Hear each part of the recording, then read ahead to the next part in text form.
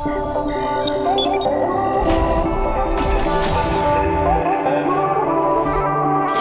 gadgeters.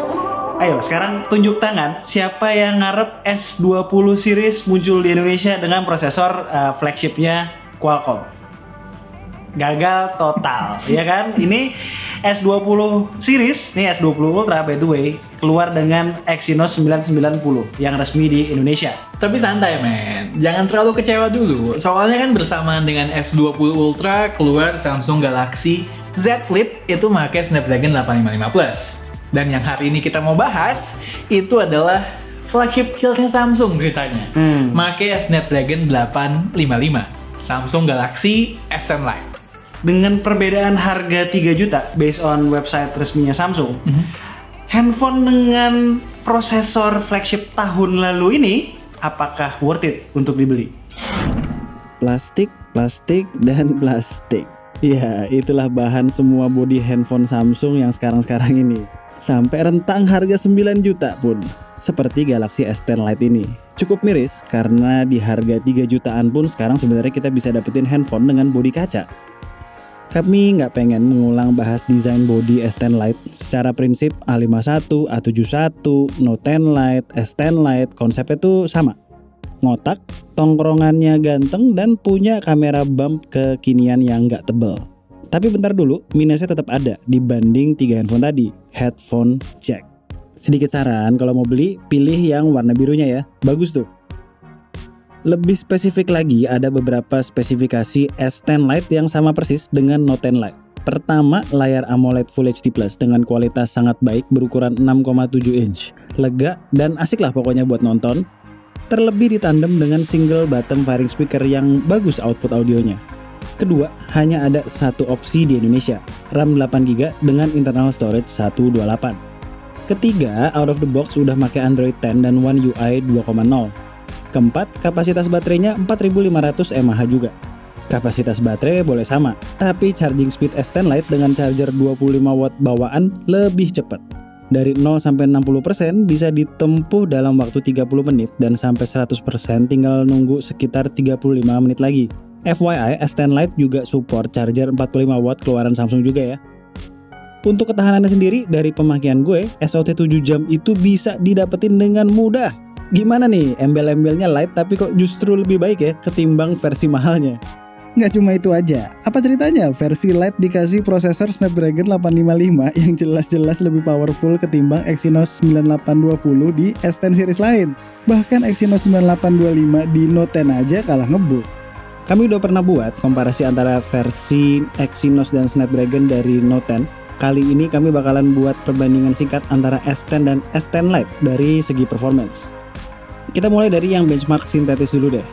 Bisa kalian lihat skor Antutu S10 Lite unggul hampir 40.000 poin dibandingkan S10 Plus. Begitu juga dengan skor Geekbench-nya. Lagi-lagi S10 Lite lebih unggul, kecuali untuk urusan skor single core. Sekarang kita coba buat ekspor video dengan size hampir 1 GB yang udah diedit-edit, dikasih warna di Adobe Rush. Ya ini kan lebih deket ke real life scenario kan. Seperti yang udah kita prediksi, S10 Lite ngebut dan selesai processing sekitar 1 menit lebih cepat dari S10 Plus. Cocok nih buat yang merasa time is money. Lanjut dipakai main game, ya nggak usah diraguin lah, mantep performanya. CODM dapat settingan grafis very high dan frame rate max. Terus gue pakai main CODM dan ML berjam-jam, nggak ada tuh isu throttling. Dan screen sensitivity-nya juga nggak usah ditanya, top lah standar Samsung. Pasti cemburu nih user S10 lainnya, tapi ya udah, yang pakai S10e, S10 dan S10 Plus nggak usah manyun-manyun banget. Toh kalian kebagian IP rating 68 dan fitur wireless charging beserta reverse wireless charging. Di S10 Lite kita dikasih lensa ultrawide, normal, dan makro. Ya mending tele dong tapi harus diakuin, foto makronya lebih tajam dari kebanyakan lensa makro 2 megapiksel di handphone mid-range lain. Beberapa sampel-sampel foto ultrawide kami ini kebanyakan di indoor dengan lighting art gallery, jadi wajar kalau sedikit soft. Namun demikian dynamic range-nya tetap oke. Tapi santai, begitu kita ke outdoor tentu detailnya lebih keluar. Sebaliknya, hasil foto dari lensa utama di galeri yang sama justru ketajamannya lebih terjaga karena ada OIS. Cuma memang warnanya jadi kurang saturasi ya. Tapi begitu kita dapat lighting yang lebih proper, selain ketajamannya meningkat, warnanya juga lebih keluar dan lebih enak dipandang. Terus buat bokeh, walaupun nggak ada depth camera, baik kamera belakang dan selfie lumayan rapi edge detection-nya. Oh ya, ngomongin selfie, walaupun resolusinya tinggi, 32 megapiksel, hasilnya somehow soft aja. Lalu dynamic range-nya kurang kece. By the way, night mode ada juga loh buat kamera depan. Lumayan lah bantu buat angkat warna, sharpness, highlight, dan benerin exposure supaya fotonya lebih bisa dipakai. Hal yang sama juga berlaku juga untuk night mode dari kamera utama. Kurang lebih experience-nya serupa dengan handphone Samsung sebelum-sebelumnya.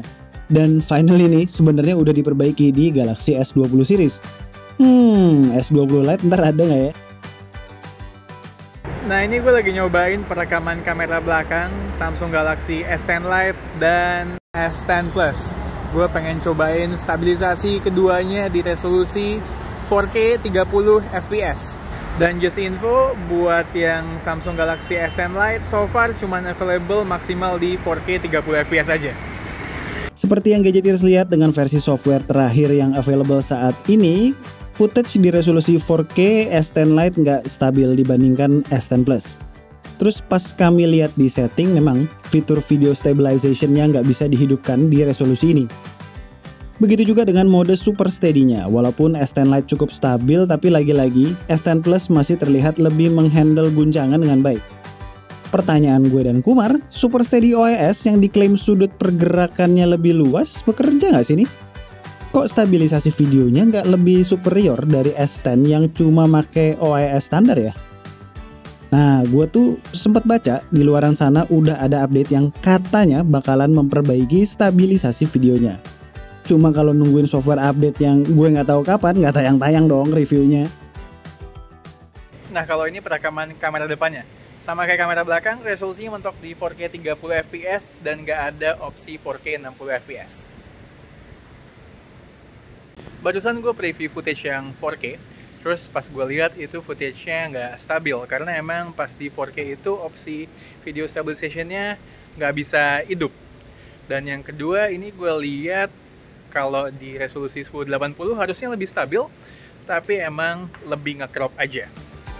Bener, apa yang dibilang Kumar, video 1080p-nya jauh lebih stabil ketimbang 4K. Tapi pakai resolusi manapun di kondisi backlight seperti ini, tetap aja exposure-nya jadi lebih fokus ke wajah. Background jadi blown out. Oke, itu dia Samsung Galaxy S10 Lite. Men, lu kalau disuruh pilih nih, antara Samsung Galaxy S10 Lite sama S10 Plus, lu milih yang mana? Ini kan soalnya kalau dua-dua dilihat kan layarnya kurang lebih sama gede ya. Jadi gue ngebandinginnya ke S10 Plus. Sebenarnya gue rada-rada bingung juga sih. Gini. Kalau kata kunci kalian nyari handphone itu performance, which gue juga begitu ya. Ya, S10 Lite. Karena performance di sini maksudnya tuh bukan cuman sekedar SoC Snapdragon 855-nya, bukan. Performance-nya juga di battery performance yang gokil banget. Okay. 2 hari coy. 2 hari, hampir 2 hari lah ya dengan SOT 7 jaman. Itu udah dipakai medium to heavy kan. Nah, terus juga charging performance-nya. Charging performance-nya itu dia udah support 45, ya kan? Ya walaupun dari dalam paket pembeliannya itu 25, which banyak lah kalian juga mungkin udah baca di luar sana antara 25 sama 45-nya tuh nggak signifikan perbedaannya. Setuju gue. Itu kan dari sisi performa. Tapi real flagship tetaplah real flagship, man. Lu jangan lupa build quality-nya. Ini plastik. Yang kedua, nggak ada stereo speaker, nggak ada IP rating, dan juga nggak punya wireless charging. Soal kamera ya, kayaknya masih 11-12 lah ya. Kecuali mungkin soal video, gosipnya pun bakalan ada update untuk stabilisasinya supaya lebih baik. Jadi intinya kalau kalian memang pengen beli flagship Samsung, ya sebenarnya S10 Lite ini value-nya gokil ya.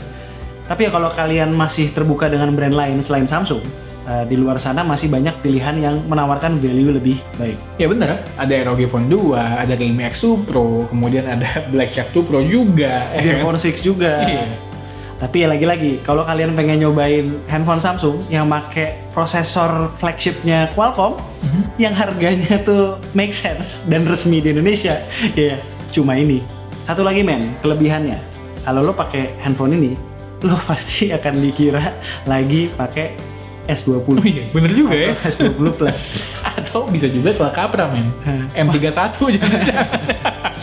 As always, kalau kalian suka dengan video kami, boleh klik like, share, dan subscribe. Jangan lupa klik icon bell yang di bawah supaya kalau kita ngeluarin video baru, kalian langsung tahu. Kalau mau tanya-tanya mengenai Samsung Galaxy S10 Lite, boleh drop komen di bawah. Dan Tunggu racun-racun kami berikutnya. bye guys! Bye.